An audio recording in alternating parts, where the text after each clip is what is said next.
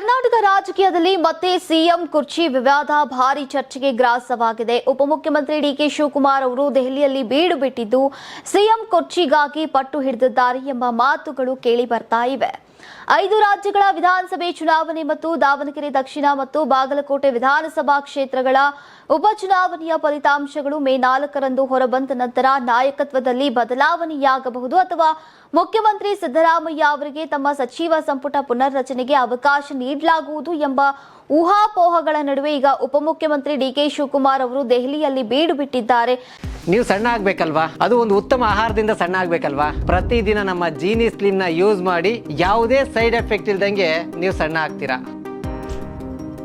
ಇದೇ ವೇಳೆ ಮುಖ್ಯಮಂತ್ರಿ ಸಿದ್ದರಾಮಯ್ಯ ಬಣದ ನಾಯಕರು ನಗರದಲ್ಲಿ ಗೌಪ್ಯ ಸಭೆಯನ್ನ ನಡೆಸಿದ್ದು ಈಗ ಇದು ಊಹಾಪೋಹಗಳಿಗೆ ಮತ್ತಷ್ಟು ಪುಷ್ಟಿಯನ್ನ ನೀಡಿದೆ. ನಗರಾಭಿವೃದ್ಧಿ ಸಚಿವ ಬೈರತಿ ಸುರೇಶ್ ನಿವಾಸದಲ್ಲಿ ನಡೆದಂತಹ ಈ ಸಭೆ ನಾಯಕತ್ವ ಬದಲಾವಣೆಯ ಬಗ್ಗೆ ಚರ್ಚೆ ಶುರುವಾಗುವಂತೆ ಮಾಡಿದೆ. ದೆಹಲಿಯಲ್ಲಿ ಡಿಕೆ ಶಿವಕುಮಾರ್ ಅವರು ತಮ್ಮ ಸಹೋದರ ಡಿಕೆ ಸುರೇಶ್ ಜೊತೆಗೂಡಿ ಕಾಂಗ್ರೆಸ್ ಅಧ್ಯಕ್ಷ ಮಲ್ಲಿಕಾರ್ಜುನ್ ಖರ್ಗೆ ಅವರನ್ನ ದೀರ್ಘಕಾಲ ಭೇಟಿ ಮಾಡಿ ಮಾತುಕತೆಯನ್ನ ನಡೆಸಿದ್ದಾರೆ. ಇದಷ್ಟೇ ಅಲ್ಲದೆ ಈಗ ಇದೇ ವಿಷಯವಾಗಿ ಕೆಸಿ ವೇಣುಗೋಪಾಲ್ ಅವರ ಜೊತೆ ಕೂಡ ದೂರವಾಣಿ ಮಾತುಕತೆ ನಡೆಸಿದೆ ಅಂತ ತಿಳಿದು ಬಂದಿದೆ.